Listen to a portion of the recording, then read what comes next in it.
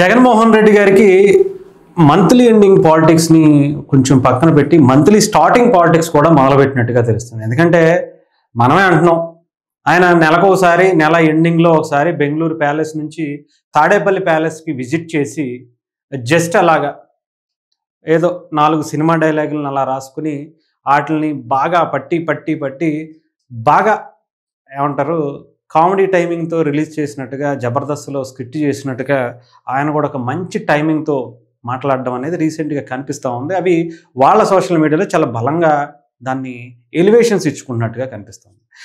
ఆ సంవత్సరం అయిపోయింది, జగన్మోహన్ రెడ్డి గారు అధికారం కోల్పోయి ఈ సంవత్సరం చాలా కళ్ళు మూసుకుంటే అయిపోయింది, ఇంకొక 3 సంవత్సరాలు కూడా కళ్ళు మూసుకున్నాము, ఆ తర్వాత కూడా మనం జనాల కళ్ళు మూసేద్దాము అన్నట్టుగా జగన్మోహన్ రెడ్డి గారు నిన్న మాట్లాడినటువంటి మాటలు ఒకసారి వినిపిస్తాను. అసలు ఏం మాట్లాడారు అనేది కూడా మీకు అర్థమవుతుంది.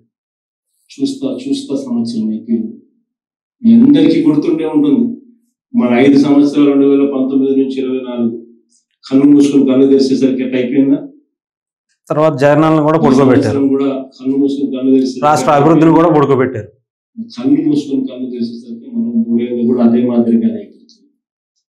ఈ 3 ఏళ్ళు మాత్రం ఎటునో గట్టిగా ఈ చంద్రబాబు 3 ఏళ్ళు, దీని తర్వాత వచ్చేది మళ్ళీ మన ప్రభుత్వమే. ఆ తర్వాత చంద్రబాబు నాయుడు గారికి తెలుగుదేశం పార్టీకి సినిమా ఎట్లా చూపించాలో మనం చూపిస్తాం. ఏమన్నాడు ఇలాగా మామూలుగా కొట్ల. జగన్మోహన్ రెడ్డి గారికి ఈ మధ్యన సినిమా రైటర్లు బాగా స్క్రిప్ట్ రాసిస్తున్నట్టుగానే కనిపిస్తాం ఆయనకి. లేదంటే గతంలో కూడా ఆయన స్క్రిప్టే, అది కూడా చూసి పేరు కూడా చూసి చదవటమే పనిగా జగన్మోహన్ రెడ్డి గారు పెట్టుకున్నారు. గత 2014 నుంచి 19 వరకు కూడా మనం కళ్ళు మూసుకుంటే 5 ఏళ్ళు అయిపోయింది. ఆ తర్వాత జనాలు కళ్ళు మూసేసి రాష్ట్రాన్ని అంధకారంలోకి నెట్టేసి మనం కూడా దాచుకుని హ్యాపీగా ప్రజలందరినీ పడుకోబెట్టి, రాష్ట్ర అభివృద్ధిని పడుకోబెట్టి, రాష్ట్ర యువత అందరినీ కూడా పెడదారిన పెట్టి గంజాయికి మద్యానికి బానిసలు చేసి, దొంగ మద్యంతో, కల్తీ మద్యంతో, గంజాయితో నాశనం చేసి మనం హ్యాపీగా దోచుకున్నాము. మళ్ళీ అలా దోచుకోవాలంటే ఇంకొక 3 ఏళ్ళు కూడా మళ్ళీ కళ్ళు మూసుకోవాలి, తర్వాత మన ప్రభుత్వమే వచ్చేది అని కలలో కంటున్నటువంటి జగన్మోహన్ రెడ్డి గారు. జగన్మోహన్ రెడ్డి గారికి ఒకటి అర్థం కావట్లే. అంటే ఏదో అంటారు, ఏదో సినిమాలో ఉంటుంది, చిన్న మెదడు చితికిపోయింది మొత్తానికి మైండ్ దొబ్బింది అని చెప్పి, ఆ టైప్లో ఉన్నట్టుగా అనిపిస్తుంది. ఏ రకంగా మిమ్మల్ని ఒక రాజకీయ నాయకుడిగా ఆలోచించుకోవడమే కష్టమైపోతుంది ఆంధ్రప్రదేశ్ ప్రజలకి. మళ్ళీ మీరు వస్తారు అని అంటే పీడకలు వచ్చేస్తున్నాయి రాష్ట్రంలో ఉన్నటువంటి ప్రజలకి.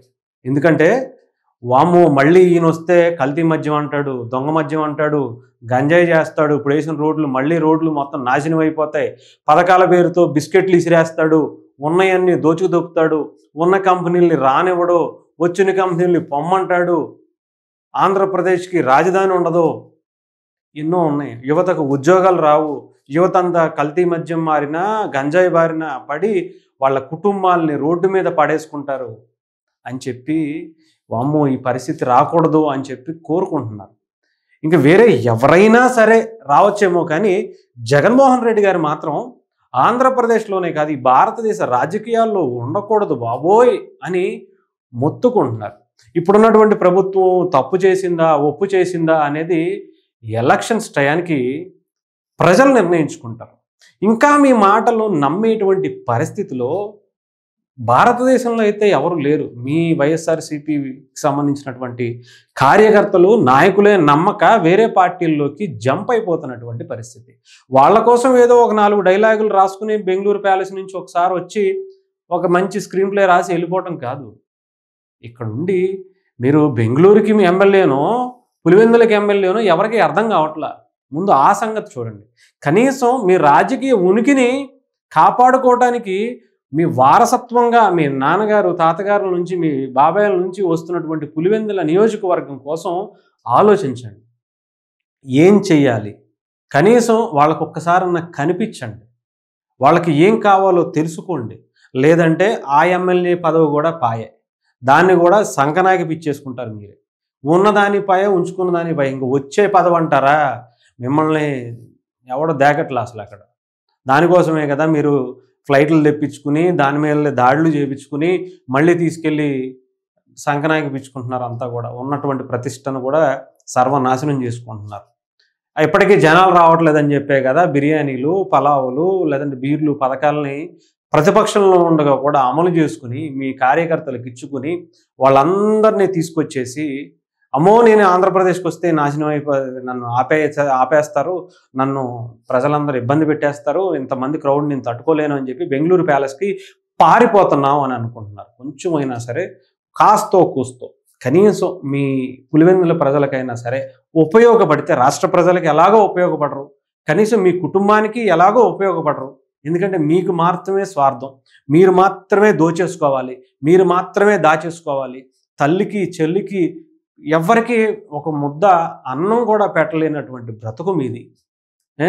మీరు దాచుకున్న తండ్రిని అధికారం పెట్టుకుని దాచుకున్న డబ్బునే పంచటానికి ఇష్టపడిన మీరు ఈ రకంగా రాష్ట్ర ప్రజలకి మీరు ఇస్తారని, మీరు ఏదో చేస్తారని ఎందుకు ఆశిస్తారు? అవన్నీ తెలిసిపోయాయి సార్. మీ చెల్లెళ్ళు ఇద్దరు, మీ తల్లి, మీ కుటుంబంలో ఉన్నటువంటి అందరూ కూడా రోడ్డున పడి ప్రజల కళ్ళు తెరిపించారు. మీరు చేసినటువంటి మోసాలన్నీ ప్రజల ముందు తెలుసుకున్నారు కాబట్టే మొన్న 24 ఎలక్షన్స్లో కొడితే దెబ్బకి బెంగళూరు ప్యాలెస్కి వెళ్ళి కూర్చోవాల్సినటువంటి పరిస్థితి వచ్చింది. 11 సీట్లకి పరిమితమయ్యి ఆంధ్రప్రదేశ్ అసెంబ్లీకి వెళ్ళి మాట్లాడలేనటువంటి పరిస్థితిని మీకు తీసుకొచ్చింది. ఆంధ్రప్రదేశ్ గత 5 ఏళ్లుగా దాచుకున్నటువంటి సొమ్ముని అసెంబ్లీలో మాట్లాడలేక, వాళ్ళ అడిగే ప్రశ్నలకు సమాధానం చెప్పలేక వెళ్ళి బెంగళూరు ప్యాలెస్లో మూలన కూర్చున్నటువంటి పరిస్థితికి వచ్చింది. ఇంకా ఆ పదవి పులివెందుల పదవి ఒకటే ఉంది, అది కూడా పోతే సమాప్తం, సంపూర్ణం అన్నట్టుగా ఉంటుంది.